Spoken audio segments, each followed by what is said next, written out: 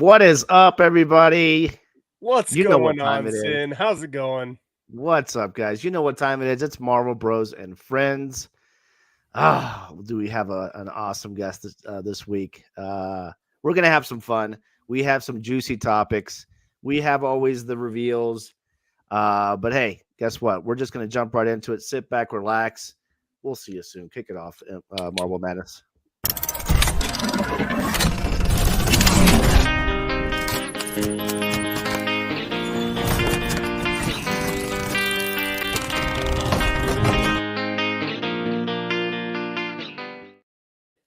All right, we are here, guys. Welcome. And we are going to bring in our guest right now. He is Modoc DAvengers. Here we go. What's up, Dave? What's up, West Coast DAvengers? Yeah, I was waiting for Modoc that, man. I style love it. tonight, guys. That's right. That's right. Hi, everybody. Thanks for having me, guys. Yeah, Yeah, man. We appreciate you coming on as always. Great content, guys in the chat. Make sure you follow DAvengers. Dave's awesome. Always makes me laugh when you put out your stuff, man. So keep up the good work, dude. So we're gonna have some fun tonight. Yeah, for sure. I think the first time I kind of noticed you in the chat in different lives with Spidey with Spidey hits and all that stuff. It's just been one thing after another. Great questions, great feedback for the community. I'd have to say that you're kind of bridging the gap between Marvel cards and comics. I mean, I know you're a big comics guy, but Yeah, you're just right in there with the Marvel cards too, and I love it. So. Yeah, it's the 90s were my lifeblood when it came to Marvel cards, and they never left me mentally. They just left me physically, and then they came back to me. I think that happened to us all.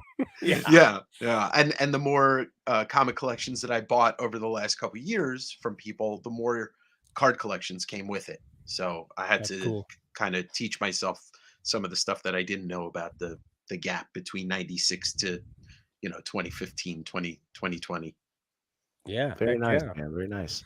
So what got you started in the comics? I'm sorry, Josh. No, you're good.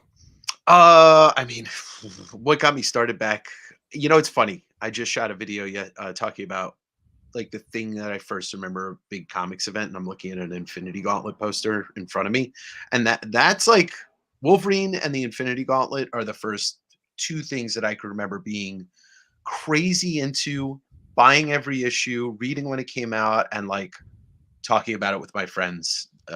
Those two things, Wolverine's first ongoing series and the Infinity Gauntlet crossover. I won't fight you on the Wolverine. No,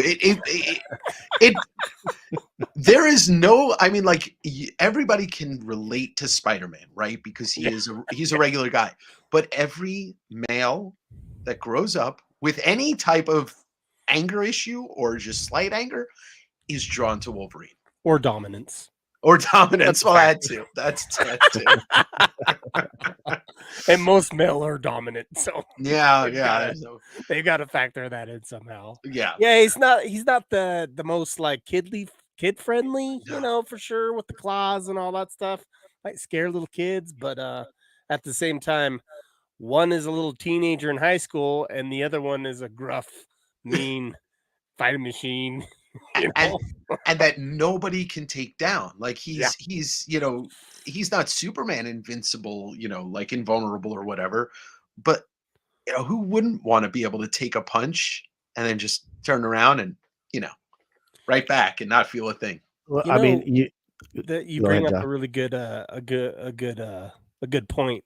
There was Spidey Hits talked about this, and I was like, "Oh, Wolverine's immortal." He's like, "He's not immortal. That's not the case." But he in essence is technically immortal, just because we make him out to be that way. And the comics does too. Every time he dies, he comes back. Yeah. Well, let me bring this up as devil's advocate plays. When Magneto ripped out his adamantium, right? How could somebody come back from something like that? But he did. Same way Hulk can chew him up in little pieces, and then he can regenerate inside Hulk, and then come back out and rip him apart. You know? I mean, the thing is, they take a lot to kill him, but he won't ever die of old age. You know, Old Man Logan's a character because he never dies of old age. And he gets sick with something and his body fights it and heals himself. So in essence, he's immortal, but he's not immortal. That's correct. Yeah. And we're all about essence. Brought to you by Herbal Essence. But he's now immortal, like almost anybody is. But the Hulk's immortal, so. Yeah. No. So we have some questions for you, Dave, tonight. Before we dive into those questions, man, we always do obviously the pickups of the week. So we're gonna go through the pickups this week, and let's go ahead and have you start us off. Anything that you want to share with chat and ourselves on what you picked up this week? All right. Well, before you do that though, let me just do a couple quick shout outs because we usually do that too. Yeah, absolutely. Yeah, shout out. I was going to shout out, Armando and Derpa and a couple. Yeah, Derpa Doo. Yeah, he's in here. I got my my nephew Kellen's in here. We got Silent Collects. He's in here. What's up, fellas? Armando for sure. Oh, the West Coast DAvengers theme song. Dang it, we should have added that, but we kind of had a little bit of that. So well, you can always just say theme song and I'll do it. All right, I'll do it. That's the word. Yeah. Ron Customs, what is up, Ron? We got Nathan in the house. TBC Breaks, True Blue Collectibles, and then Card and Comic Freak. What's up? Oh, nice. What up, Card? And we got Brittany. Brittany's in the house too. Brittany, good to see you. A lot of familiar faces from Spidey Hits. Yeah, right. Yeah. So we tend to get the same crowds, but yeah, the community part of it is the biggest part, and that's one of the reasons why I do what I do. Yeah. Well, just one thing to add to that, and then we'll get into the pickups. Is this? I'm a big and Sin City knows this. I'm like big advocate in one hobby, trading cards and comics, all collectibles together. We're all really one hobby. It's just how can we kind of live together sometimes, and some people don't like to play nice sometimes. Others do play nice sometimes. But we all, in the end, it's just like what Stanley said. Hey, that's a little girl over there. That's your sister. It's like, oh, that's a boy over there. That's your brother. We're all brothers and sisters in the hobby. So that's all I have to say. And I piggyback off that and say the point of a community like this is that if and when the mainstream kind of dies off and we see a lot of people leaving the hobby, this is the place we get to come to where we're still with people that are into it. That's right. So I've seen it happen before. So, great thing. Great point, man.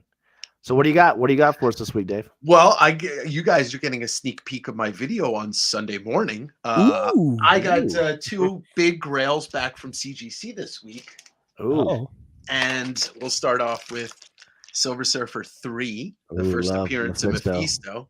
Yeah. Ooh, do you say Mephisto or Mephisto? I say Mephisto. Yeah. Okay. I think that one's up for debate. Whereas like certain, like Joe Jusko is not up for debate. It's not Jusko. It's right. Jusko. It's Jusko. Yep. Yeah. Because he's a person and he has a real name. Yeah. How do you say Namor? Namor. Not no more. Not no more. Not no more. All right. So this is a book that I bought last year, but my friend was working on it and he was a little backed up, but he pressed and cleaned it. I thought it was going to be a 6.0 to a 7.0. It came back a 7.0, and so I'm stoked on that. And then pairing up with Silver Surfer number 4. Man, look at that 8.0. 8.0. Massive. Yeah, so these 2 were my only real pickups this week, I guess you could call it. Wow. Even though you got those you got that SS4 raw? Yeah, I bought them both from the same guy, Raw, in Wow. person. The guy actually like does small comic shows in Washington. Sure. And I went and I saw it and I was like, I'll be right back. Let me go to the ATM. Yeah. And Absolutely. Those are gorgeous, man. Thank you. Yeah, these are I just really need a Silver Surfer 1, and I never have to buy another Silver Surfer related book again because I've got everything I ever wanted. That wasn't the Very same cool. seller that you bought that was it that Action Comics one that was like almost 75 years old the other day? No, that was an Action Comics. I don't have an Action Comics one. I wish. Batman. Oh yes, right? Detective 140. Detective Comics. Sorry, Yeah. see how bad I am. Sorry.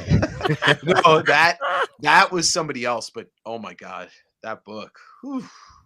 Oh my, I can't believe That was a cool video, and I don't Thank you. know a lot of comics and stuff, but that was just a cool video. So Well, I it's fun. appreciate that. And I just want to say, if anybody in here is not familiar with my channel, West Coast DAvengers, I drop a video every Sunday. And I do a live show every Sunday night called Sunday Sit Down. And then every Wednesday is my sale on YouTube. So, if you come over there and you're from here, I'll give you a shout out. Derpa Derpa Doo Awesome, summed man. it up in the best comment ever. He said, "The benevolent floating head of the comic book knowledge."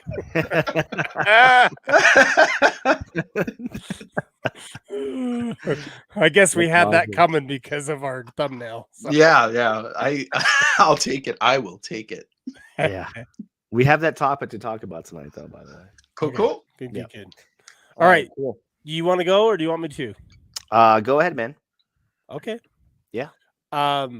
So mine isn't Marvel or DC. Ooh. It's something else. Ready Uh-oh. for this? All right. It is card related, but it does, in essence, come from a graphic novel. Make yourself big there. I will. Hold on. He's got to eat his magic beans. I know, right? Okay. Here No. we go. All right. Ooh, I here we think go. I know what's coming. There we go. Huh? Ooh, We got the Victims. Crow, baby. Are we all? man. So here's the deal about the Crow. Those who don't know. In 1994, there was a movie that was brought out of the Crow that comes from a graphic novel that was the Crow. Now, some actually thought it was Marvel, and it was like, no, it's not Marvel, it's not DC, it's something totally different, right? Mm-hmm. Well, this movie everybody knows the legend Bruce Lee. This is Bruce Lee's son, Brandon Lee, and this was one of the movies. This was the movie that actually came out that was actually going to make something of Brandon Lee, and even possibly supersede his dad in some movies. And guess what? Because of what happened, it did supersede a lot of Bruce Lee's movies. And it was an unfortunate event with Brandon Lee passing in the filmmaking of this movie, The Crow. So yeah, so such unfortunate the way that happened. Which it came out and that happened recently in one of the sets of a movie being produced where there was an actual bullet in the gun. Mm-hmm. Yeah, and Alec Baldwin actually was the one who fired the gun in that movie. Yep. I think that we're producing the movie Rust. I think it was. Yeah. Crow is one of the most influential movies of my life. Period. Absolutely. And, that's so cool. It's funny. I posted a photo today of 4 different movies on Blu-ray on my Instagram feed, and one of them was The Crow. I didn't even know that. I was almost making this. I didn't make this statement, but I was almost going to make the statement. Yeah, the MCU is cool, but these 4 movies are the best 4 comic movies ever made, and it was The Crow, Sin City, Scott Pilgrim, and Watchmen. Oh, I was waiting for you to say Watchmen. Yeah, I mean, Watchmen. Oh, wow. We're going to have to talk about that for a second. Amazing movie. So one thing I want to say about this, right, is, I mean, I couldn't even imagine this card being like an autograph from Brandon Lee, like having an auto. And he just didn't make it to that point. Like, this was an unfortunate event. I loved Bruce Lee. I watched tons of Bruce Lee films because my best friend growing up, he was Asian and we were all into Kung Fu and all that stuff. And when this came out, it was right up our alley, The Crow. And we were both like 14 years old when it came out. We were like watching it. It was just the sweetest film. I mean, I even one year, my Asian friend actually, he actually dressed up as the Crow. Oh wow. And it was just like he was like the best Crow ever. Like it was because he's like Asian and his dad's white, you know, and so it was crazy. So that's for sure. But I just wanted to show a couple of these cards, and this is actually a prototype card, promo card right here, before the card set came out.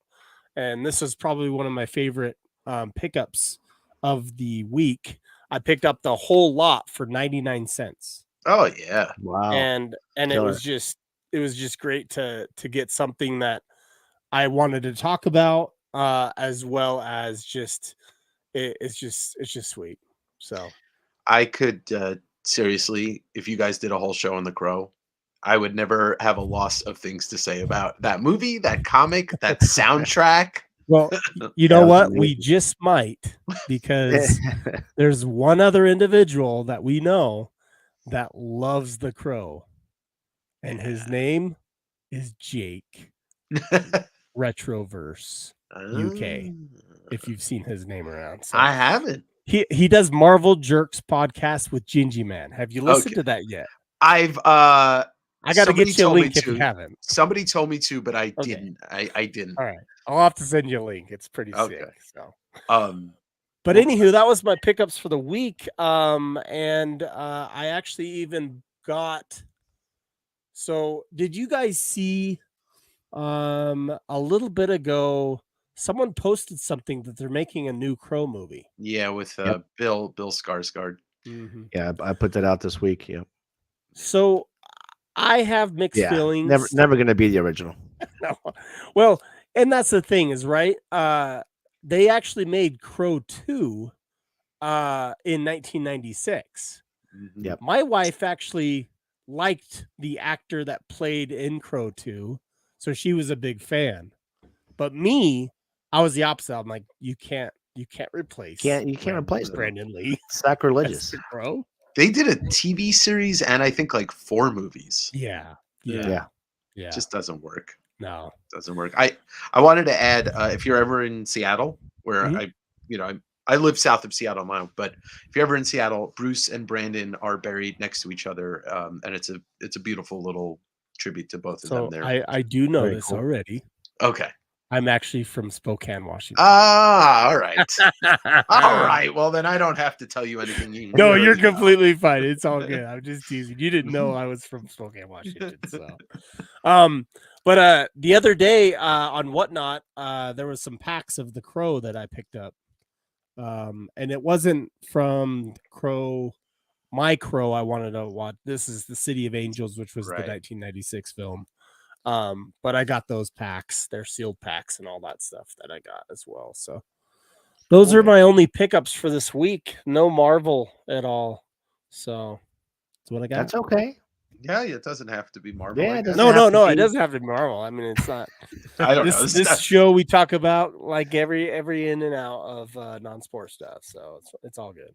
So yeah.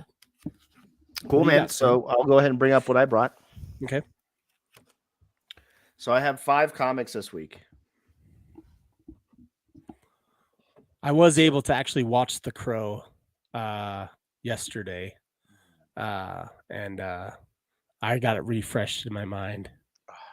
Just a sick film if you haven't seen it. And the soundtrack. One of the best soundtracks of all time. Oh yeah. Yep. Cool. Sure. So this is the first one I picked up. Ooh. Oh, I mean, big dude. Big head. Tell me. There we go. So I've had this in my collection, but I was able to upgrade to a 4.0. So we all know what this is. First Silver Surfer, first cameo Galactus, Watcher appearance with his big head. A lot of people don't like this cover, but it's growing on me. And I'll tell you why.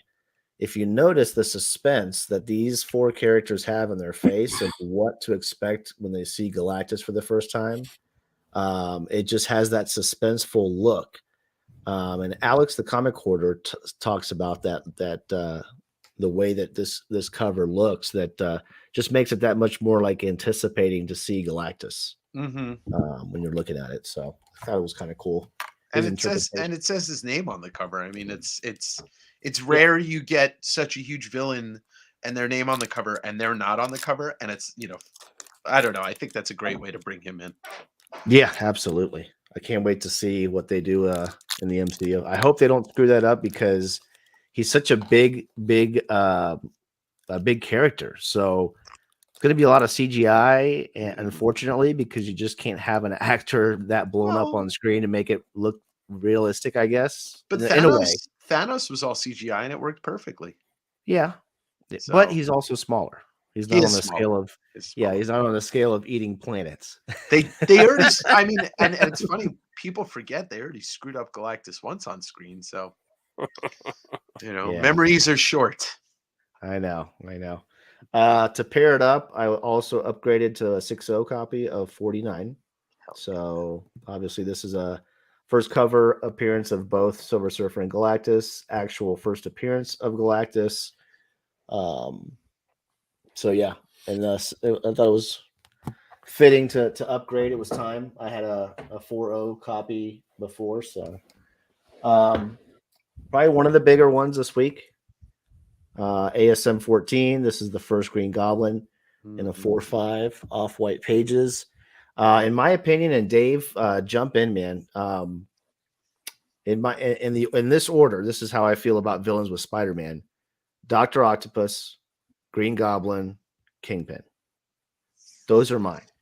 I would say Doc Ock, Green Goblin, Venom. If I was important. No, that's awesome. And I'm a Venom. He's a Venom guy, and he forgot Venom. No, yeah, that's a great point. I'm so involved right now in Silver Age that I have that Silver Age mentality. Sure. Look at another big one this week. X-Men 4. This is the second appearance of Magneto. First appearance of Scarlet Witch and Quicksilver. First appearance of the Brotherhood of Evil Mutants and Toad. So it's a hell of a book. Yeah, it's a big one. The colors are vibrant on it. Just couldn't pass it up. And then last but not least, we all know this one here. First Juggy, X-Men 12. And this is also the origin of Professor X. So I just sold a raw copy of that book 2 nights ago. Yeah, these books are just, if you're fans of X-Men, you just got to have them in your collection. Yes. Those are my pickups for the week. They're okay. They are okay. It would have been great if you were like, oh yeah, and here's this amazing Fantasy 15. This is my other pickup this week. All right, so let's go back to talk about the Crow now. I'm just kidding. Well, I mean, coming from sports card, jumping back into Marvel cards, and then now as heavy as I am in comics, I appreciate more the old stuff, right? Sure. Where it all started, Jack Kirby, Stan Lee, all these wonderful writers, Steranko, and what they did for comics back then and superheroes and how these characters developed over time to be what they are today and still be loved by everybody today and the children and us as adults now. And it's just amazing how these characters can start 60, 70 years ago and still be popular today and not be forgotten. Yes, cool. Just and jumping generation to generation. I mean, I know this is a Marvel show, but you look at Batman and Superman and you're talking DC. You're talking 20 plus more years added onto that. Oh yeah, in the 40s. It's amazing. Yeah. So I like to cite, and I've stood on this hill and I'll die on this hill, that Batman is the greatest fictional character in modern history. Like, there is no character that has spanned every type of media and is still as relevant today, 60, than 60 years ago. If more relevant, he's more relevant. I would say, to piggyback on that, I think Captain America would be on par because of those Marvel timely comics that he was in. Sure. And I think those were in the 40s too, right? During the World War, with the Nazis and all that stuff, and the controversial covers, and battling, Hitler on the cover and all that stuff. So I still have some 1966 Batman cards that I haven't graded. So they're fantastic. I love those. Those are amazing. Yep. Cool. So, how about we jump into the topic of the week? Before you do that, we brought up what was it? Galactus. You brought up Galactus, right? Yeah. Yep. And someone said Watchmen. Someone brought that up, right? Okay. Yep. So I got a question for maybe Dave, maybe the whole audience watching here. My question is this: Galactus versus Dr. Manhattan. Who is stronger and why? Angel's gotta leave. He can't. Dr. Manhattan. Yes. Dr. Manhattan could demolecularize Galactus with a single thought. So here's my take. That's on tough, it too, though, because he's a god. Right? Here's my take. Here's my take is this: Dr. Manhattan was human. Yes. We all know that, right? But a freak accident happened and he's somehow a god now, right? It's just what it is. So my take is this: Galactus is only as strong as the last planet or universe he has swallowed. Correct. That's why he always has to keep going keep going to swallow more, right? So Dr. Manhattan, on the other hand, he doesn't have to swallow universes. He can create universes. He actually created his own universe out of nothing, of literally nothing. I mean, he's and it's funny because I think if we were to line up all the by the way, Manu with 9.9 newsstand, that is great. Like he is literally just, that is the greatest troll comment of all time. I love you so much. Manhattan is I think would be considered the most powerful character across all universes. I mean, maybe the kind of way that they paint Scarlet Witch, that she's on almost that level. Yeah, she's like one of those what do they call those, Omega level. Yeah. But 9.9 thinks Ultron kicks everyone's ass. Period. So for everybody in the chat out there and also watching this, I mean, this is what we're talking about. Watchmen. Make sure you read this. I know the movie came out, guys, but you do yourself a disservice if you don't read the series. I think there's 12 issues. So here's another thing too, right? I'm just going to add to this, right? Yeah. Is with the comics, right? There was also the graphic novel. Yep. Before I actually knew about the movie, I read the graphic novel because a friend just said, "Hey, this book is amazing." Because I was always into kind of the dark, the creepy, the the superhero type, right? And so this was like it. This was everything. So I read it and I was just blown away how much dialogue is in this book. And I felt when I saw the movie, I felt they actually gave a little bit of justice to the book because of some of the Rorschach Diary dialogue that's in the whole movie. And I think that the movie wouldn't have been what it was without that Rorschach's journal type of thing that happened in the movie, for sure. Well, and to go on further, I recommend reading the whatever it is, the not omnibus, but the Ultimate Edition, and then watching the director's Ultimate Edition, because the inclusion of the Curse of the Black Pearl is cut into the movie, and it's the comic that the other kid is reading. Oh, wow. And it gives you all of the depth of Alan Moore's script to screen. But obviously, I recommend you read it, then watch it. Yeah.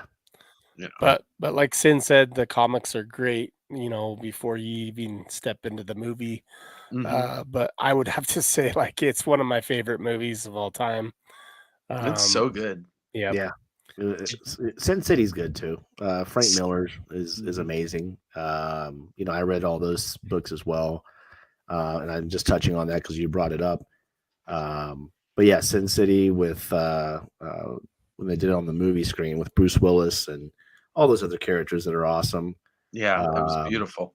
Yeah, it was amazing. That cinematography in that movie is pretty spot on with the comic, the way that they did that, which was awesome.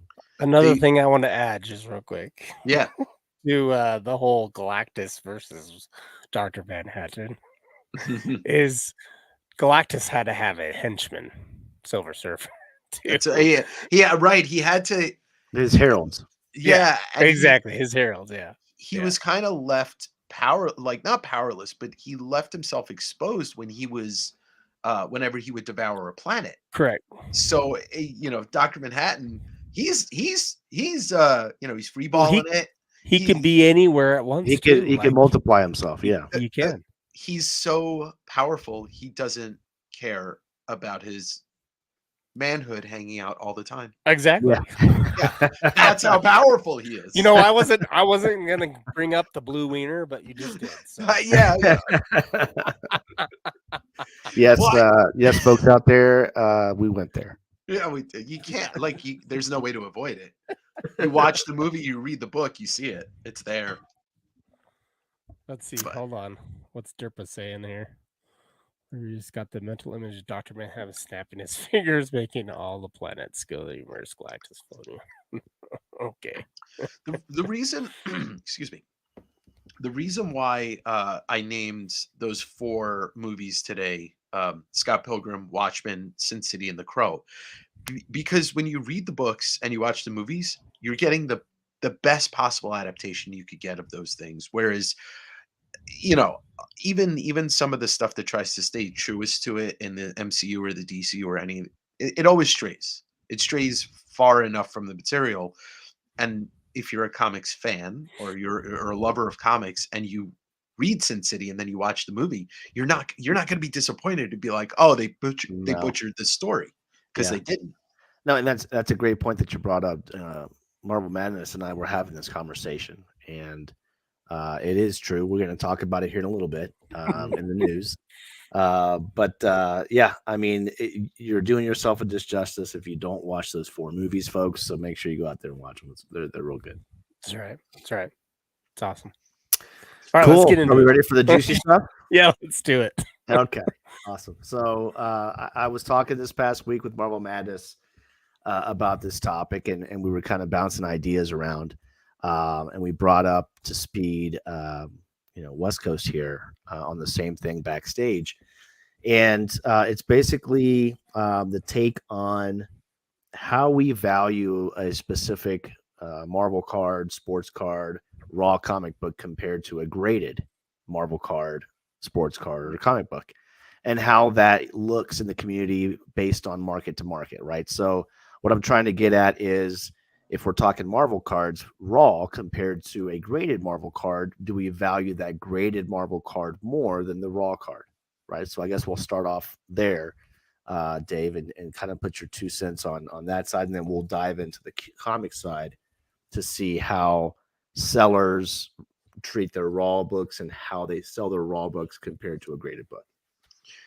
Well, with cards, and I don't have the experience that most people do with graded cards, just because I've only done 1 CGC submission on cards, but I did really good on it.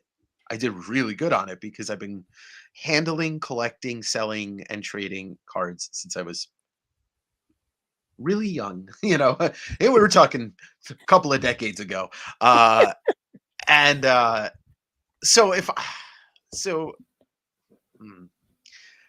I am like, I'm Dr. Jekyll and Mr. Hyde when it comes to grading. I really hate it. At like the core of it, I hate it because it's somebody else telling you what that card is worth. It's not you. It's not the person It's you're selling it subjective, to. Yeah, right? yeah. And because there's multiple grading companies on cards that are actually legit that people use, it's not like comics. Right. Nobody wants to use CBCS, and nobody really wants to use CGC, but they do. Yeah. With cards, you got your PSA and Beckett and SGC and CGC or whatever, the different arms of CGC. So I don't know. I feel like I feel like anything I say about the card grading, you got to sell it. Depends on the card too. Sure. Sure. Well, I mean, the reason why I brought it up because this is what I've come to find out in the comic community as I learn more, talk to more people in the comic world, and see sellers how they sell. So my main question is what makes me as a seller knowledgeable enough to say that this raw book here is a near mint to near mint plus copy, right? And do I have the right to say that, not being a grader at CBC, and be able to put a price point on that other buyers will have to pay the premium on if they want this book? So can I add something to that?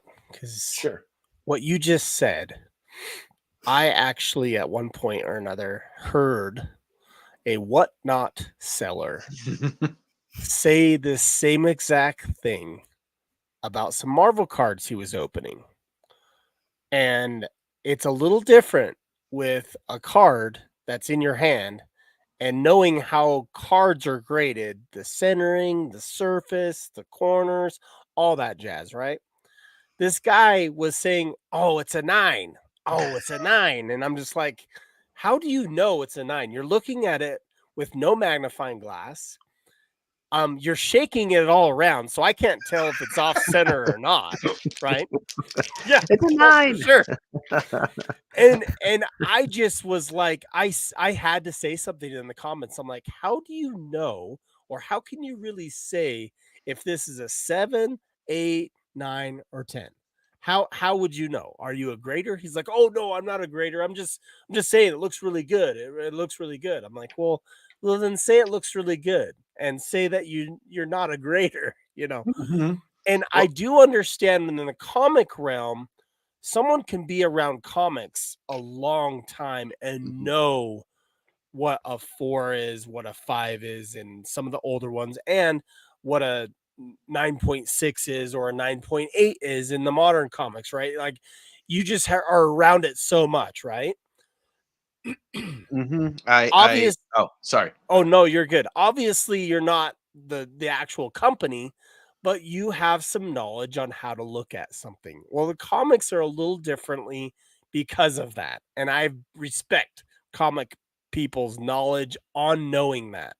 But I've seen too many grades on cards going from a 6, sometimes 5s, and it's a perfect centering, perfect. It looks perfectly to the naked eye, and then they grade it and they get a 6 or a 7. You don't get that 10 like you're thinking it's a 10 or a 9, right? And so it's a little different in comics and cards, but I do want to. I have a go ahead. I have Go a ahead, Dave. thought. I have a highly. All right, I'm going to say something, and I'm not meaning this as an all blanketing statement, but in my eyes, grading is a scam. From start to beginning, it is a scam because what you're telling me and what it is saying, the statement you're making with grading, and we're all guilty of it. So this is not me trying to absolve myself.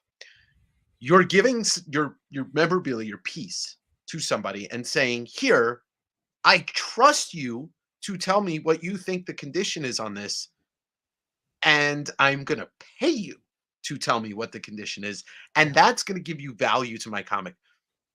This has been around for no more than 20 years in the comics game. It started in the late 90s and it didn't even really get traction until the early 2000s. I've gone through a lot of old Wizard magazines, And they were the ones to first put CGC on the map. Wizard started advertising for CGC and then did like a 2 to 3 page CGC price guide. And it was like the first couple issues that they did that, it was explaining what CGC does. So grading, and I'm, like I said, I'm a seller, I'm a collector, I have a lot of graded books. And it's part of the landscape, but in it's a scam, because how can you say, you're like with cards, you send it to one company, you get one grade. You send it to another company, you get another grade. You can take a CBCS, smack it out, send it to CGC. You're not getting the same grade. There's no guarantee. No. So there's no science behind it. There's Yeah. no like we trust math because it literally adds up. Like we trust science because there's evidence. We're trusting different people from different companies to tell us, oh, this is a 6, this is a 7. Whatever the grade is. I mean, I'll even go down the rabbit hole even further. Me as a seller, I sell you this book and I say it's a 4. You send it into CGC and it comes back a 2. Right. And that's then you're highly upset about that, and you're hitting me up because I told you it was a 4, and by that point it's null and void because it's done deal, right? Well, 9.9 has said this on his streams with Spidey is, he's cracked, resubmitted, because he knows it's going to get the grade. It's just, exactly. It's just a matter of time, right? he's playing the system against itself, because it is a flawed, scammy system. I mean, I'll show you a book right here. Hold on. All right, so I got a Tales to Astonish 44 First Wasp 60 off-white pages. CGC took let me see if you guys can see it. Do you see the piece of that cover and the first page that's missing? CGC did that to my book, and they maintained the grade. How is that not a scam? I have emails with Matt Nelson telling me that they're going to relook at this book. It came back with the piece missing. I sent it to them, and they're like, oh, well, we had our top graders look at it, and we're going to maintain the grade on it. So you're telling me you can rip pieces of a comic book off, and it's going to maintain the same grade? Yeah. How is that legitimate? Yeah. I mean, because if you go to show that to somebody else and they see how the heck did that get a stick when there's a chunk missing out of the cover, they're going to look at you and be like, oh, I don't know. And then you're going to have to pay that 6.0 price. Yeah. So 9.9 brings up something that, is part of the whole card grading and all that stuff, right? There are let's just say this, right? There are comic collectors and there are Marvel card collectors that do not like grading whatsoever at all, and they won't grade, nor will they ever grade, because they believe in the true collecting of that comic book, and they really don't care about that, right? And then there's those who want to make it so their collectible never goes down in a grade or never goes down in quality. And the only way to do that is to encapsulate it. And Stacking 9MMs, he even said that he had a 1993 Marvel Universe. Looks like he graded it. He got a 7. He resubmitted it, and he got a 9. The 1993 Marvel Universe Venom hologram. And I've resubmitted cards and gotten different grades on cards as well. So I'll have to say that I've done the same thing. And it does come down to subjectivity a lot of the time. And so I just want to add that. So good comments there. 9.9. And I'm glad that you're engaging me with this, guys, because it's hard for me to like go into these kind of talks by myself, because I'm just, I don't have anybody engaging me. But here's the thing, and I love it when people are like, oh, I'm not a professional grader, and my joke is nobody is, because if you ask CGC, we're just talking about it, you get 4 different grades from 4 different graders on the same book. So even the professionals are not professionals. But what you said before about being around this for so long, you start to understand, and the more books that the one reason why I do grade books especially older books, lower grade, so that I can gauge raw books based on what I see in the slabs that I send. So like that 6.0 is my base on 6.0s. So when I see a book that looks like that doesn't have a piece missing, I'm like, oh, this is a 6.0 or better. Yeah. And I do grade conservatively, because I want people to feel like they've won when I sell them a book. Absolutely. Like as buyers, don't you guys? We all want to feel like we're winning.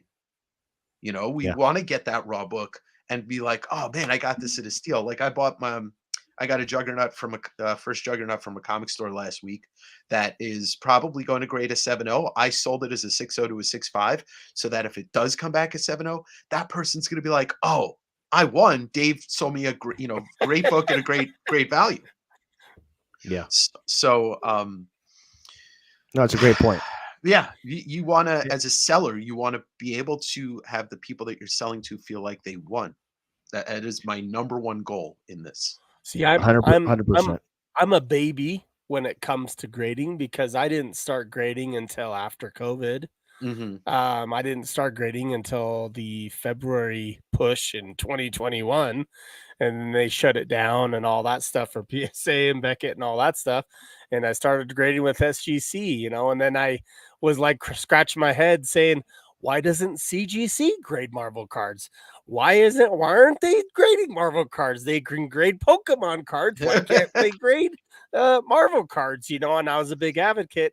And then when they finally came, I've already drinking some PSA juice, and some other, Beckett juice and just all that jazz. And the values of PSA are just how I've sold some cards, and I've gotten a lot more value out of something that is looked at in the card realm, just like comics is with CGC, and so, but I do see the value in grading with CGC in the future, even with Marvel, because it's becoming more and more prevalent. I do see the factor of grading a card cover comic, like a comic cover card. Yeah. Beautiful. Yeah, that is. Yeah, because it looks pretty in this slab. That is great. That is awesome. With the yellow label. So the yellow label looks so sick. I want to get a yellow label signed someday to match one of my Wolverine books. It'd be sweet, So they actually, I saw something the other day, and I'm not saying run out there and buy it now, but the head of CGC has an omnibus of how to grade a comic book from start to finish. It's like this thick. Yeah. And it might be just to collect more money. Well, of course it is. Yeah, no, what it is. Again, it's all subjective. But I mean, these companies like CGC, and somebody hit the nail on the head the other day. They want us. They know that we're going to crack slabs to resubmit and crack slabs to resubmit, because it's just more money in their pockets every single time. That's how I'm calling it a scam. Well, and me and Sin have had this conversation over a particular card set that we've both graded cards for. And there is a known manufacturer flaw on this actual particular card. On the back left corner, it just has a little bit of whiting. And I will say that it is 2015 Marvel Vibranium.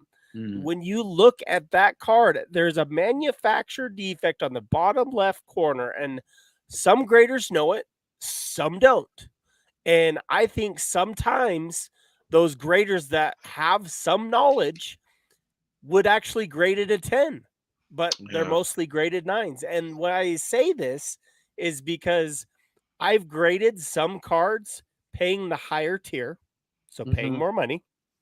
So I paid more money in the submission, and I got better grades. I'm like, oh, that's not a shocker, is it? Versus a value submission, and so it just it is a scam. No, it can be looked at as that. Let's just call it what it is. It's a money making business. It's been around for years, and they don't care about customors. That's it does encapsulate the card or the comic. It does encapsulate it. Sure. The concept is correct. It's a good concept, right? But at the end of the day, it's a money-making machine. It is. And the fact that, there's so much flawed about it, but I want to get back to what you originally asked and about grading and like looking at books in condition. A fact that I've really kind of seen with my own two eyes, dealing with people in general and watching people sell and all that. Most people don't look at the entire comic. So, when I can tell you what I do, every, Monday and Tuesday is literally me sitting at home, going through books, putting my best estimate grade and then pricing based on that grade. But I will look through every book. I will spend 15 hours. Yeah, pages, especially on older books. Yeah, older books. 15 hours a week. I will flip through books. I will look at the pages. I'll make sure nobody's written on them. I will clean what I can. Just do like a base cleaning. Like if there's pencil, I'll erase it and make sure I don't mess up the book in the process. So it's experience, it's attention to detail, and it really boils down to, do you care about your business? Do you care about the people you're selling to? And do you want them to come back? Because if those last three things don't matter, I would never buy a book from somebody. I will buy books from people. If that first experience is an indication of everything that they do in their business, I will never give them my money again. That's why I only buy from like 2 or 3 people that sell online. No, I buy here's person. a perfect example. I just recently bought the Batman 181. You have it right behind you. The first Poison Ivy. I bought that book raw recently, and when I got it, the infamous thing about that book is the pinup. Yeah, it is one of the most sought out for pinups in a comic book. Is that Batman and Robin famous pinup that's in that book? When I got that raw Batman 181 and opened it up, I noticed something with the staple. The staple was like torqued, meaning that somebody got up the pinup from another book that was and married it. And married it together and did a crappy job with the staple, and that's a reattached pinup, which would get either a qualified CGC grade or maybe even a restored. Yeah. However they want to deal with that. But the seller doesn't talk about that stuff when they're selling the book. Maybe they weren't knowledgeable about it. And that's just something else I learned when buying raw books out there. So just be careful. Yeah. Yeah. You need to be careful when you're buying raw books, older, newer, not so much, because there's like a lot less that you can do. And I don't advocate for people investing in modern books. It's a dead end, but only 9/8.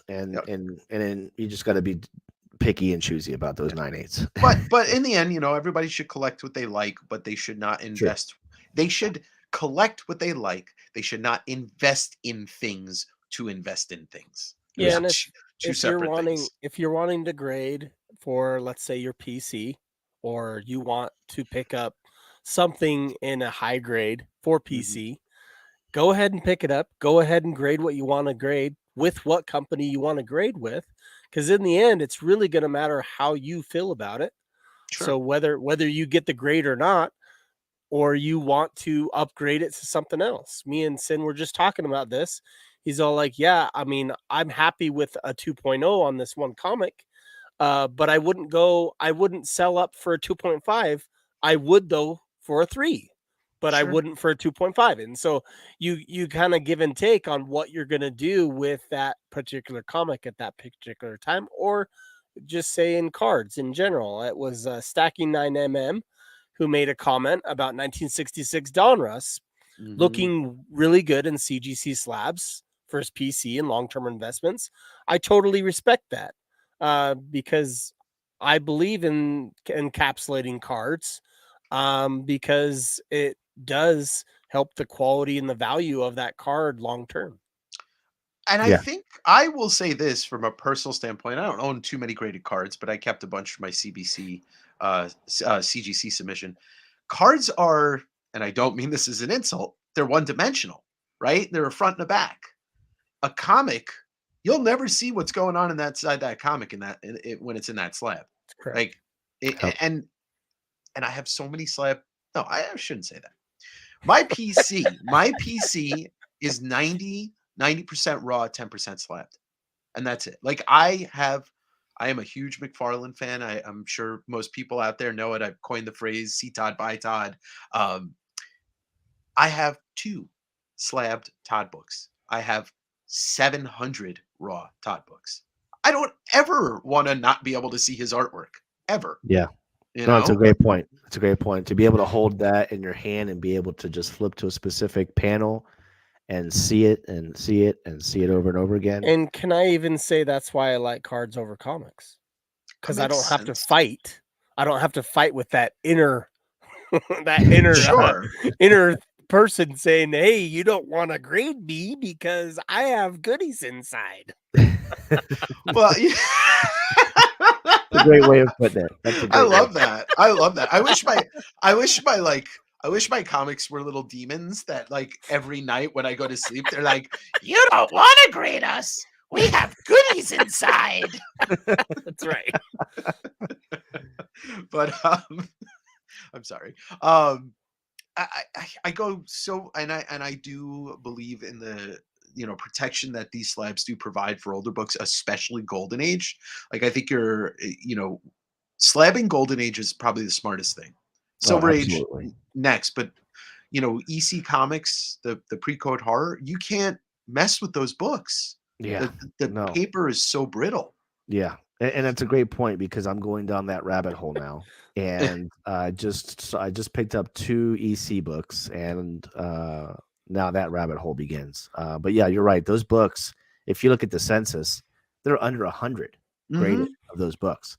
I tell our people in the chat, do your research if you're going to invest.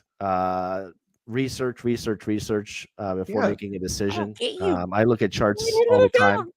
What are you guys doing? I love this because I'm seeing the comments, but I'm listening to you, and I see him like breaking down because of what Durba just said. Josh, please say. Sorry. Oh God. Well, Dave teed it up because he's all. I know. He brought out the gremlin. He brought out the gremlins. Well, here's the thing, right?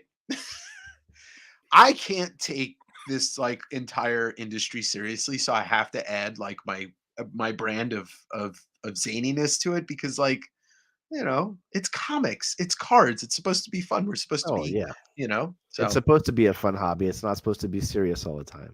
Yeah. I mean, not even most of the time either. No, but the EC hull is amazing, and good luck on your journey with Golden Age. I started mine 2 years ago when I bought my first Golden Age collection, which I got 2 like $4,000 books out of it, and I didn't know what I was buying at the time.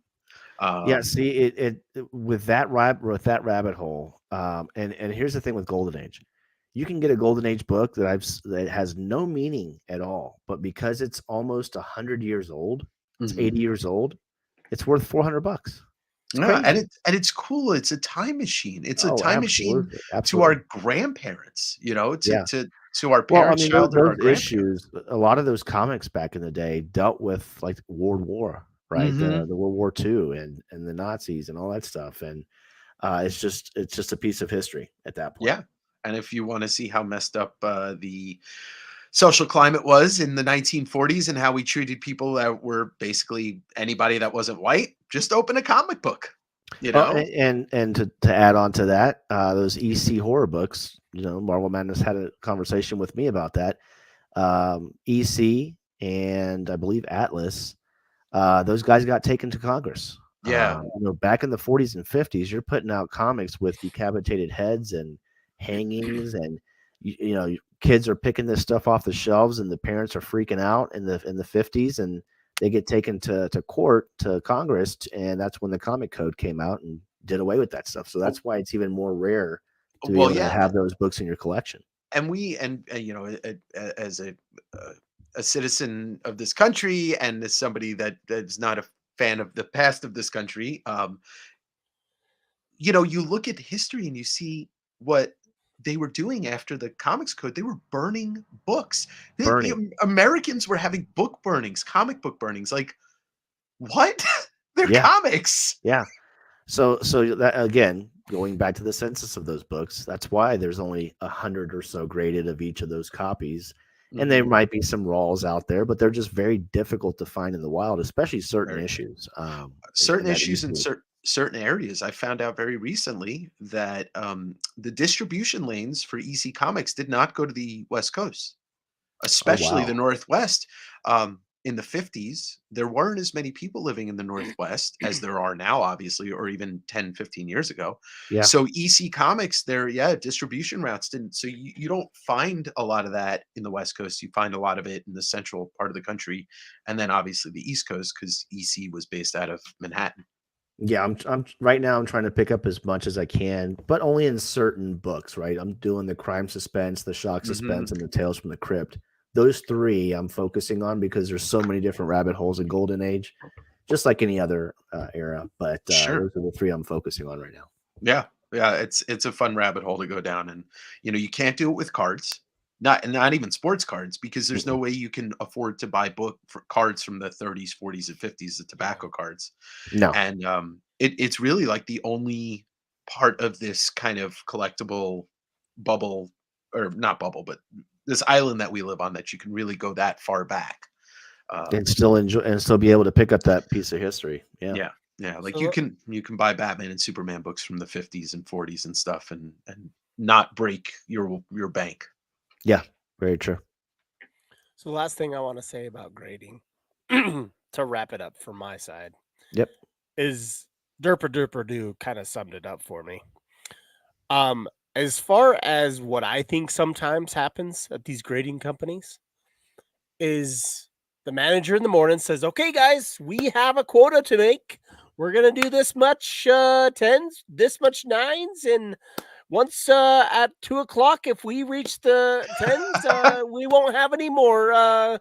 No more to give out. 10s. Sorry. Like it's just going to be a crapshoot sometimes, the dartboard. You just don't know if it's the employee, you don't know if it's the actual manager. Like you don't ever know. You don't know if it's like, oh, it's a value submission, put a 9 on that one. Like you don't know. It's like, oh, they paid extra for it, you better take a little bit more time. No, give it to Marlon will look at it, and he'll go, he's the manager, he'll look at it and he'll put the grade that it needs to be on there. You don't know. Well, and I you want to know something crazy, guys? In the last 2 years, I've done, I don't know, I've submitted 100 something books, whatever it is, with the exception of this Tales to Astonish 44, which they nailed the grade on originally, but then they tore the book. And they also slapped one of my comics completely backwards. Other than that, I have been nearly dead on and not disappointed 95% of my books on the grades, which is wild. I mean, I don't know. I don't know. But I still have so many problems with their inconsistency and their lack of quality control. Well, yeah, Derpa just said it right there. A grader's a human, right? Mm-hmm. A human gets fatigue, right? Yeah. Until they incorporate some sort of an AI computer, which some grading companies have tried to do it and really didn't make it that far, until like the PSAs of the world, the CGCs of the world start having some sort of AI take over, and you just put it on a scanning bed, hit the start button, and it pops up with a grade. Right. Yeah. Well, and PSA started the the AI stuff. I think the hybrid grading, I guess, approach. Yeah. Where they do both. They'll put it through the machines and kind of find if there's any flaws, or if it's centered and all that stuff, and everything. I mean, obviously comics is a whole different thing because it's got to go through the pages and all that stuff. Yeah. But at the end of the day, they are humans. And at the end of the day, the company really wants to make money. It's like, like, oh, is that a Jordan? Yeah, you better upcharge that 10 grand. They put it in like a lower submission. That's not going to fly, Yeah. Like, and they just, it is what it is. How I look at it is I do want a lot of my PC cards graded and encapsulated only because I don't want the value to go down. I don't want something to happen. My 6-year-old take my card and drop it. It's like, oh wait, it's not bite encapsulated down yet, on so it. you can't. You know, I do that with my cards a lot. It's the bite test. I'm like, is this really gold? Oh no, it's not. It's I don't gold trust my foil 6-year-old on with a 2-foot stick. That's for sure. So. Here's my question, and maybe this is more towards you, Sin. Sure. People are so concerned about getting their books graded, and then there's like the wave of people that really want their white pages. Yeah, How do they know those are actually white pages in there? They'll never see them again. it's very true. I do not understand why people care about page quality in a slab. It behooves me to say, you care about the page quality of this because it says that it is that. You will never see those pages. Yeah. 9.9 said he wanted you to bring up the wizard. He wanted me not. He didn't want me to. No. I know from that topic. The we funny love you, thing is 9.9. the funny thing is with Manu, the reason why we kind of like became friends, I popped into some live that he was talking about Wizard, and I'm like, oh my god, somebody's talking about one of my favorite things, and I started to put in the chat like, well, Wizard was responsible for kind of like the bust of the comic industry. They were one of the main reasons why everything got blown up out of proportion, and he started defending Wizard, and we became friends because we both love Wizard for and I'm more vocal about its flaws than he is, but he also loves me and I love him, so that's okay. I think I picked up my first Wizard magazine because of Manu. That makes sense. That checks out. Yeah, that checks out. Thanks, Manu. But yeah, so it's a very tough thing, and this graded discussion versus non-graded go on. I really try to be a place where people can come and buy comics from me and more or less get their raw book, and not I have a lot of slabs, but I trust myself to sell raw books, and people grade them and get a better grade than I told them that they were going to get. So I could go on for days about this. No, those are all valid, great points. Well, all right, guys, do we have let's go ahead and news? Yeah, let's switch some gears. All right, let's do that it. was good, man. That was good. Yeah, that was great conversation. I don't think we've had that good of discussion about this topic until now. So thanks, Dave. Well, I feel honored. Thank you guys for engaging me in that, because I love being engaged, but not engaged to marriage, just engaged. We understand. I did that once. Never doing that one again. All right, so I wanted to bring this up before we jump into the MCU news, because apparently, dates change. Yeah, dates change, but I think they have on Dave and Adam's 3/16 potential day of release for this product, 2023 Upper Deck Loki Season 1. And I just wanted to go over real quick what might be in that box. You said they have a date, or they're... Dave and Adam says potentially 3/16 is possible. Oh, wow. Wow. Like next week or like week and a right half? after their Ultra Avengers comes out. Yeah. Yep. Wow. So 3/16 is what I saw on Dave and Adams. It was on the website or on Google, and then it brought me here. So it said 3/16 on it. Not sure how validated that is, but we'll go with it for now. I just wanted to bring this up because it has some tough things that you might be after. There's only one card in there, obviously. The Tom Hiddleston. Tom Hiddleston auto. Well, no, there might be a Jonathan Majors. Is there a Jonathan Majors? That's what I was going to bring up. Yep, probably. I was going to bring that up because there's tough dual autos to obtain. So there could be a Tom Hiddleston and a Jonathan Majors on the same card as a dual auto. That would be awesome. Also an Owen Wilson autograph. Owen Wilson would be nice. Yeah, they have Owen Wilson in the product. They have Sylvie, which is Miss Minutes, Loki, and Kang the Conqueror, all making appearances in that product. They'll have autographs, holograms, manufactured film cells, metal cards, and or printing plates, and additional inserts of 30 different inserts and one type of parallel. So, yeah, I'm excited more about this than the Wanda and the Winter Soldier, just because this kind of hit home for me. The Loki did, and I'm a big I fan thought it of was Tom good. Hiddleston. Yeah, I thought he did a good job. It wasn't like blockbuster-ish. I mean, let's be honest. It was on a lower budget. It was only on Disney Plus as a season or as a series. But out of all of the shows that came out last year, I think that was the one that was a little bit more serious and more fun and all that stuff. I mean, I don't know. You guys tell me what shows does it compete with the top show? And I know they weren't the best of shows, but WandaVision was my favorite so far. Okay. On the MCU, I enjoyed Loki. You know what it is? Each one of these shows that has come out, with the exception so far of Captain Marvel, I usually watch it as it comes out and then I binge it, and they work so much better as a binge than they do as individual episodes. Sure. You know, just because they're longer movies is what they exactly are. Correct. No. So I'm a fan. I'm a fan of Disney Plus too. It's just you got to kind of look at it that way. That this was right after COVID. Everybody wanted something, you know. Yeah. You know. Yeah. And when this came out, this is just vomited everything on everybody. Yeah, and yeah, it is what it is. I liked all of them too. So I enjoy everything that Marvel puts out.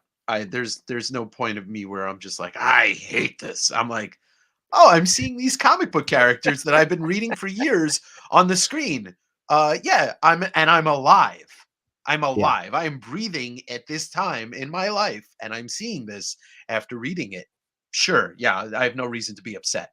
Yeah, it's for entertainment. It's for entertainment purposes. You know, and there's some people out there that might be like, "Oh, you're so straying from the comics, and this is just so different." But at the end of the day, they have to be able to make money, and they can't just relate all this information to one group of people, right? They're trying to hit the masses. You have to have it entertaining in a way for people to just understand it, enjoy it, eat some popcorn, and be happy, right? So Derpa said something before you go into the next thing you're going to talk about. Yeah. He said his last comment, I'm dead. Well, hold on. We're not there yet. Supposedly Sony is going to make a major announcement at a trade convention talking about animated Spider-Verse crossing over to live action Spider-Verse, which and then someone said Roger Rabbit type of stuff. And then Derpa says, not sure Roger Rabbit. I read that as Roger Rabbit was pulling them into the Spider-Verse. Oh. That would be a weird crossover. Yeah. Yeah, we brought that up last week. Yeah. All right, so go ahead there, Sam. Yeah, no, to highlight the thumbnail, we're bringing on Dave. Yes. Here we go. So, Dave, how was it? How was your experience, being MODOK in the Quantum Mania? I was happy, and I'm always happy to be the comic relief in any situation. So, I understand some people's complaints about the movie, but I also don't understand. Like, without getting very upset, I don't understand when people try to claim ownership of these characters that nobody ever cared about. You know, like I'm angry that this wasn't the movie I thought it was going to be. What did you think an Ant-Man movie was going to be? Yeah, it was fun, and it did what it was supposed to do. It gave us Kang. Yeah, it gave us a starting point to the entire phase, and if that's the starting point, imagine how good the rest of the movies will be. Look at 9.9 here saying, what is that thing? That is MODOK or MoDave. He is. He doesn't watch MCU. No, MODOK stands for a machine. He's a machine only. What is it? Machine defense. No, destroy something along those lines. Machine only something for killing. I can't remember. For killing. Yeah. Yeah. But yeah, I just wanted to bring this up just to kind of exactly what you touched on. People's opinions about the movie. Obviously, you see a bunch of flack out there that it was like the second worst grossing after the second week and blah, blah, Sure. blah. At the end of the day, it's a movie and we just need to appreciate it, be entertained, move on, not make it such a big deal, right? And it was enjoyable. It was fun. And I you know how many times I read an Ant-Man comic in my life? Probably zero. None. Never. Yeah. Never read an Ant-Man comic. Yeah, until they brought him up, right? Yeah. And then Yeah. it got you interested. Yeah. Yeah. I mean, I like I said, there's no part of me where I watch this stuff and I'm upset or I'm not having fun. So who makes a better MODOK then? Ah, well, I can't. I do. Oh gosh. I like Dave's MODOK as well. But it made me laugh. That whole thing made me laugh when they revealed him in the movie. Yeah. It really did. Yeah. I have an interesting thing but I want you guys to keep going. But I had a very interesting thought in the MCU today. Oh no, go ahead. Well, it has to do with the box office on Ant-Man. They're saying it wasn't breaking all these records and stuff, which is fine. Like, not every movie's going to hit, but Disney is a company that knows how to make sure that if they feel like they're losing the audience, to pull them back in. And if Guardians for some reason doesn't hit as hard and the Marvels doesn't hit as hard, and I think Guardians is going to be, a huge movie because it's James Gunn. It's James Gunn. Yeah. But if, let's say, the Marvels doesn't do well and they're looking at two movies that, didn't cross their $800 million mark or whatever, I give it a year or less than a year, they bring Downey or Chris Evans back. Absolutely. And it's a surefire. We saw it with Mark Hamill. Yeah. And they brought him in at the end of Mandalorian. Yeah. And I think it's the perfect chance also to give Downey a chance to be a villain. Yeah. Yeah, and to go even further. And this came from my brain today. Like I had this thought. This isn't based on somebody else. They're going to do something. They're going to do something because what if they're not going to lose that fan base. No. And what if Downey comes back as a multiverse version of Tony Stark, who is actually Dr. Doom? That would be sick. Mic drop. Well, and look, that's why I brought this up here, because this kind of goes into that, right? So I read today. Real quick before you go to that. Yeah. I just had a really nice comment. This is great. Thanks, Dave Bishop. Appreciate it. Cheers, David. That's just great to hear. We are having a great time in the chat. I think Derpa's helping quite a bit. Yeah, Derpa's on fire. Oh, there we go. Mo Dave. That's it. Bishop is Mo Dave. That's your new name. That's your new name, Mo Dave. Oh gosh. Yeah. So. But no, I brought this. You were saying Dr. Doom. So the director that and I'm sure they're probably just saying this because they don't want people to think that that's just the way, the path it's going. But they're talking about not even having the Fantastic Four in the Kang Dynasty movie. Fantastic Four comes out right before. That's in the same year as Kang Dynasty and Secret Wars. Yeah. That same year, the first movie of the year is Fantastic Four that comes out, I think, in February or March. Well, the reason why you bring in the Fantastic Four, you've got to give Doom, right? So you got to bring the two in, or Galactus and Silver Surfer. Yeah, right.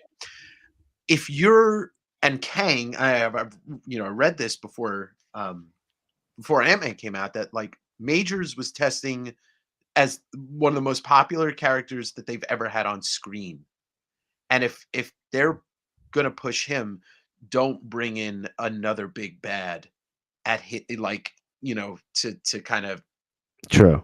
To conflict with that. So you bring in to downplay it.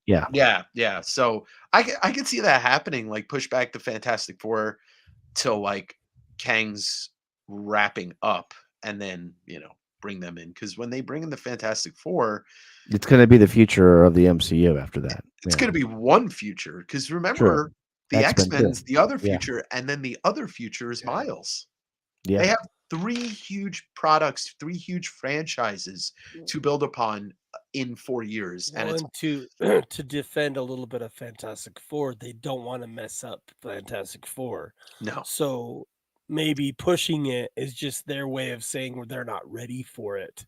And so they're focusing on something else first, giving the fans what they want, but at the same time, they don't want to royally mess this up again. No, yeah, for a third time. Yeah. Yep. Yeah, like it's true. Last but not least, so this news came about this week. Everybody thought that possible that Steven Yeun was going to play Amadeus Cho, which is the Asian version of Hulk. That might not be the case. There are now reports that he is possibly being cast Sentry. That's not cool. He's already invincible. He can't play the same character twice. Like literally, the Sentry is invincible. That's the same character, pretty much. And the reason why I brought this up, Dave, I wanted you to interject because there's so much talk about FOMO this and FOMO that. When the news broke that Steven would possibly be playing Amadeus Cho, that comic book, Amazing Fantasy 15, the modern one, exploded. The 9.8 was going for like $400 or something like that. 9.8 was going for more. Yeah, what are those people doing that bought that 9.8 for $400, $500? And if that's true, they just lost all their money because that book's going to skyrocket to the floor. Be careful, guys. Be careful with FOMO. Be careful with what you decide to put your money into, because the moment you hear news out there, this type of stuff could happen to you. Never, ever, ever buy on spec. Ever. It is the worst. You know, I'm an anti-spec comic seller. I don't sell on spec. I don't do modern books. I don't like. I just don't. And I'm gonna, I'm gonna stand by that. But buying on spec, you can wait a month, and even if the announcement's true, the price will drop. Yeah. Spec only, like the real, big price hike on spec, it lasts like 4 weeks. That's, like the comic news cycle is about 4 weeks. Yeah, you get a trailer, it blows up, it leads up to the movie, blows up a little bit more, and then as soon as the movie comes out, down to the floor it goes. Yeah, right? Yeah, and even more so now that we're out of the realm of lockdown and all that stuff, far enough out. It's more like announcement explodes, it dies down. Yep. Casting, it'll explode again. Yep. And then it dies down. And then first hint of footage is the final explosion. And then it kind of just slightly goes down a little bit. I got a little bummed when James Gunn made the announcement on DC, because I'm still waiting to get my House of Secrets 92 for Swamp Thing. But now it's come back down to where it was before he made the announcement. And now I can safely buy one again. It's still an expensive book. Oh, that's on my list. That's just one of the books that you have to have as a collector in comics, whether you like DC or not. It's just an iconic cover with Swamp Thing in the back there and the good girl on the front. That's a classic and a great character that no matter. And it's so funny because it's a character that's not super mainstream, but that book will never not be worth a bunch of money. It will always be a valuable book to own. Someone mentioned earlier Spider Woman. If I bring in for chat. Uh-oh. What happened? I don't know. He froze. Oh. What's that? Someone mentioned Spider Woman earlier. I think it was Stacking. That she might enter the MCU. I was like, what? Because she's my woman, just to let you know.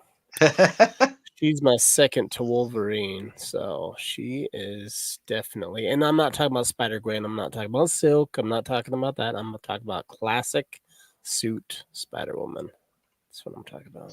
But so I think somebody had mentioned about the animated universe. There it is. And that actually, on the cover, I believe that's Louise Simonson. I believe that's who that's modeled after.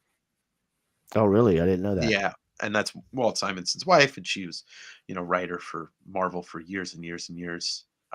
But somebody had mentioned there's one other MCU thing I want to touch upon that I don't know if everybody is like thinking about constantly, but somebody mentioned the animated universe kind of crossing over, and Yep.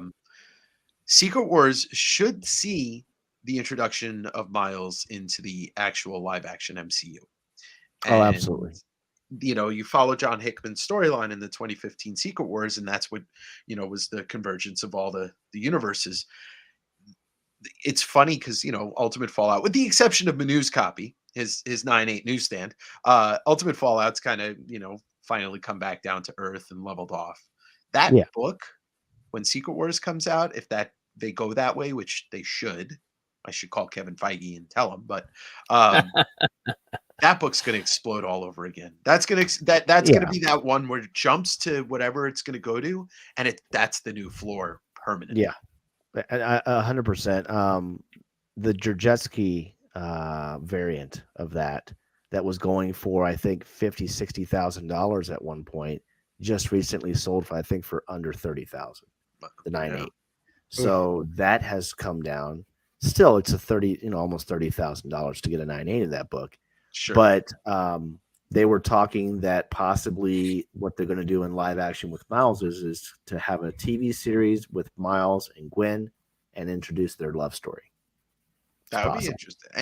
Anything with Miles, he's such a fantastic character, and you could have 6 Spider-Men. You could have Toby and Garfield and Tom and Miles and a Spider-Gwen. The more the merrier. Oh yeah, absolutely.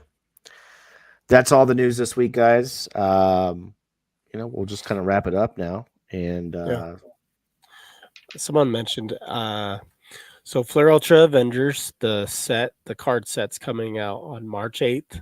So it's coming out in a little bit this week. Yep. So Wednesday. Coming out Wednesday. Pretty excited about that myself. I did do a reel of it real quick. I'll show everybody here. This is the reel that I did. Go ahead and push play.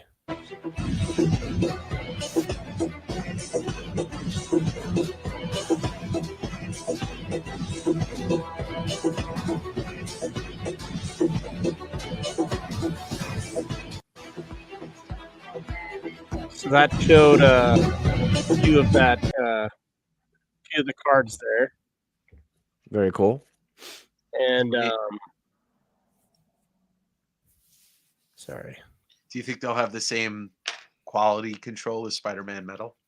Well, I sure hope so. It's funny. They're thicker cards. Yeah, so it's funny you say that though, is because I was looking at some of those cards, and it actually had like little tiny ticks on some of them. Oh man, that sucks. And so like I don't know exactly if Upper Deck was thinking when they put some of those cards out to show exact cards and all that stuff. Yeah. But it was just kind of chips on the edges. just kind of unique. Upper Deck did that. So wah, wah. But I would have to say the thicker card stock is harder anyway. Sure. To get it not to chip and all that stuff. So it's very easier. It's easier for thicker cards to chip on the corners, and it's really, really hard to gem mint and get 10s on that type of thicker stock product, right? Andrew said it right. They can't say they didn't warn you. Yeah. Think about how far we've come from, 1994 Flair, where you got cards in a box that were cellophane wrapped. Like they were doing as best they could to make sure those cards didn't get messed up. Yeah. Well, and with those thick cards, now you're incorporating 4 new sides. Yeah. Right? Because they look at the actual side to see if it's dented. Mm-hmm. So, but if you get an 8 if you get an 8 in that card, that's more than I'd be more than happy with that. Sure. Oh, Especially yeah. some of I the have great. the Marvel Masterpieces are all thick, and I Yeah. have Venom 9s of those, and Yeah. I'm just Yeah, excited. because it's a product of its literal environment of what those cards are, Yeah. Correct. Yeah. But I'm hoping it will be a lot funner. Was funner a word? I don't know what funner It is. is now. More fun. It is more now. fun. No, more fun. I think it's gonna be more fun than Spidey Metal only because every single pack's gonna feel like you're gonna get a hit. Right. Where Spider-Man Metal, it's like you open 5 or 6 packs and you're like, man, I don't got anything in this box. And all these Yeah. cards have more white than foil on it. Yeah. So Oh. Awesome, man. Well, hey, listen, Dave, it was a pleasure, my friend. Thank Many you thanks both. for coming on, man. We had some great conversations tonight, buddy. For those people that don't know you, which is kind of hard not knowing you out there, you're all over the place, but still give everybody out there a chance to know where to find you and when to find you. Sure. You can find me right here on YouTube, West Coast DAvengers. When you search for me, actually, it's easy. It's youtube.com/West Coast DAvengers. I have my own custom, HTML, GeoCities, all that. I'm live every Wednesday with a live sale. And every Sunday morning, I drop a new video. And every Sunday evening, I have a live show. And I'd love to get you guys on at some point so we could just continue a conversation like this. And then I'm also on Instagram, West Coast DAvengers. And I am very loud about when you can find me live on Instagram. I'll tell you when to find me on YouTube. But I want to thank you both for inviting me on. This was more than fun. This was the best Friday night I've had in a long time. Good. We'll stick around for a second after we end the broadcast. Okay. Gotcha. Yeah. All right, guys. Awesome. We will catch you guys later. And don't forget to go to Sin's channel as well. If you haven't already, and go ahead and hit subscribe because he's got great content in the future. At least he promises it. Well, at least you will get the content on Instagram, guys. So if you're not following me there, you can always find me there as well. For sure. He's got some awesome stuff. So thanks, Sin. And one last thing, just for the people in the back, West Coast DAvengers. Awesome, All right, man. guys. Guys, thanks a lot. We'll see you next week. Guys.